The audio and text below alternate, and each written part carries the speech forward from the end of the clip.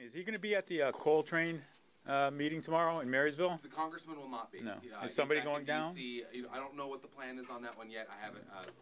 We're a little short-staffed today. There's people all over. I don't have a good answer for you on that. Yeah, okay, because a lot of people are concerned about that. I understand. Yeah. But I'll be happy to let the folks know that there's a desire for there to be a person. Somebody. And much like other meetings, that maybe that we'll be there and we'll sit quietly and listen. Cool.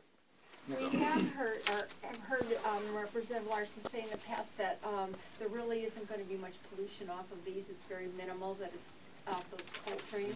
The dust stuff. Yeah. Okay. But we understand differently.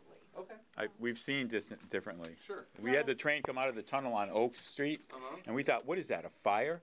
It was the coal dust. It was like a haze that just stayed there for like 45 minutes before it disappeared. Well, and there's so many of them, you know. No, that's the thing, yeah. And I guess the message is you shouldn't believe everything the lobbyists tell you. Sure. Yes. In fact, you probably shouldn't. Nothing. That'll show one thing, and then somebody can pay for another study that'll show the other thing. Sure. That happens all the time. Understood. Yeah. Bottom line is there is no clean coal.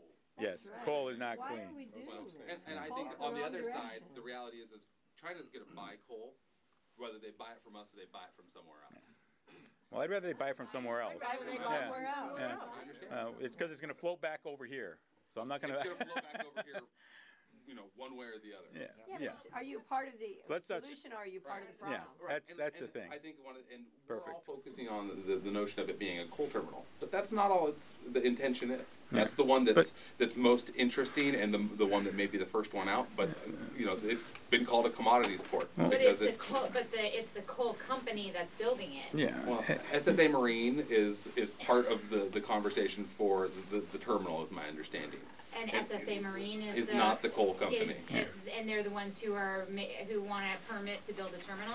Right. I see. That's how I understand it. Again, this isn't my issue. I'm not the one who's the primary on this, but that's kind of my SSA Marine. I think is the company who's really working on the terminal part. Who is the primary?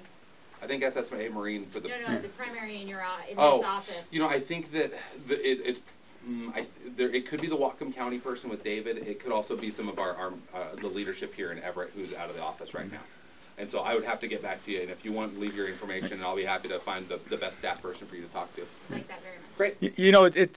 It's fine to say that he's listening to all the voices and everything, but it always seems to me that the loudest voices are the ones with the money behind them. We can have all the people here, right? But we don't have the money behind us. We can't pay for the ads. We can't pay for all the public opinion being swayed one way with money. Okay, but we have the numbers. Sure. And my feeling is this: if my representative is going to fight for us, he should go up there and fight for us. We'll stand right next to him. All right, because we got the voices, and if he's going to be threatened with being reelected, but he's fighting for us, he's going to get reelected. Okay. If he's not fighting for us, he's not going to get reelected. Okay. It's just the same thing over and over again. I'm just tired of it. It's not even for me. I'm doing fine. But I'm tired of seeing everybody suffer while they just sit in Washington and stare at each other like a couple of deers in the headlight. The economy is going to hell. And now they're just trying to, let's push this coal train thing through. Oh, it'll create jobs. And the economy's bad. That's why so they figure, we got a little niche here. We can push this through because people are nervous now. This shouldn't even be being discussed. And if the economy wasn't the way it was, maybe it wouldn't be. We need some power. The people need some power. We don't have money, and we're getting less and less, and more of our money is being given to the people at the top. Okay. A lot of people are angry. I'm really angry.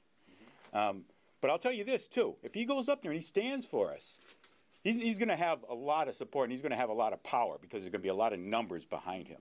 But the other thing is, too, if he's going to go with the ones who got the money, we'll be back with our pitchforks and our torches, okay? Metaphorically. Yeah, metaphor, yeah. I don't have a pitchfork. I sold mine. Speak for yourself. There's got to be a farmer in this group with a pitchfork.